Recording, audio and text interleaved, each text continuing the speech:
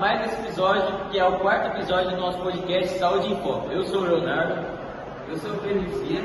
E eu sou o Henrique, cardiologista. E hoje, com mais esse episódio, a gente vai falar sobre a doença da gripe espanhola, uma grande doença que afetou o nosso mundo.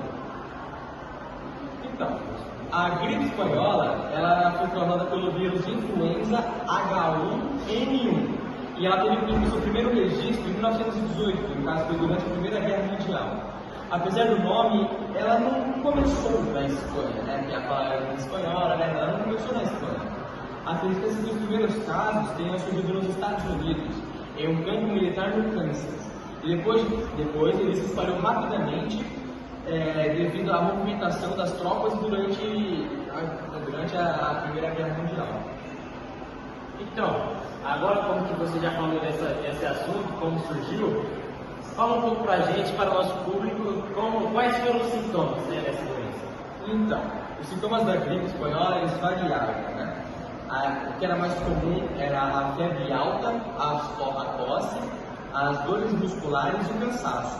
Mas, em alguns casos mais graves, o vírus ele causava uma pneumonia hemorrágica, o que levava as pessoas a tossirem sangue e apresentarem uma coloração azulada na pele, devido à falta de oxigênio. Tem um teste que as pessoas fazem para ver se elas estão com falta de oxigênio, que ou é a pele ou é a unha. Elas veem que se essa bordinha da unha estiver azul, faltando oxigênio no seu corpo. Ele usava esse teste para ver se estava realmente faltando oxigênio no seu corpo. E a progressão dessa doença foi muito rápida. Então, algumas pessoas morreram em questão de 2 dias. Um dia, talvez, ali, após contrair. Então, uma doença que tinha uma alta taxa de mortalidade. E Henrique, a gente sabe que essa doença impactou o mundo, né? E como que ela impactou o mundo? Foi grave? Não foi grave? Como que foi? Então, a gripe espanhola teve um impacto imenso também, porque ela infectou cerca de 1/3 da população mundial. Ela matou entre 20 e 50 milhões de pessoas, né?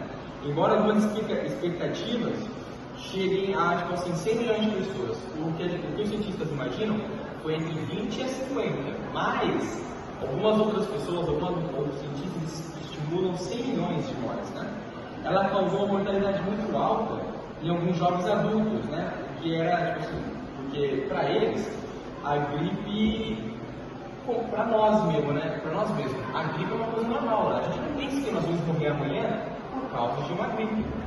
Então, além disso, né? Algumas economias, elas foram abaladas. E o sistema de saúde, que já era precário, porque na época não tinha muito tecnologia e tal, então ele entrou em colapso.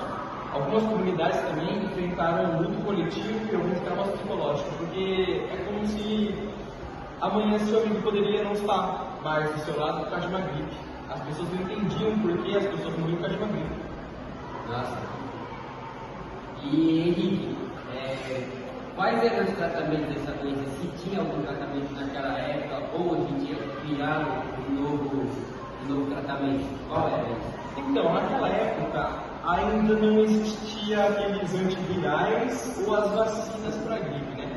Então, os médicos eles recomendavam apenas o repouso, a hidratação e o isolamento, apenas isso. Mas os tratamentos eles eram limitados mesmo, muitas vezes, com muitas pessoas, né?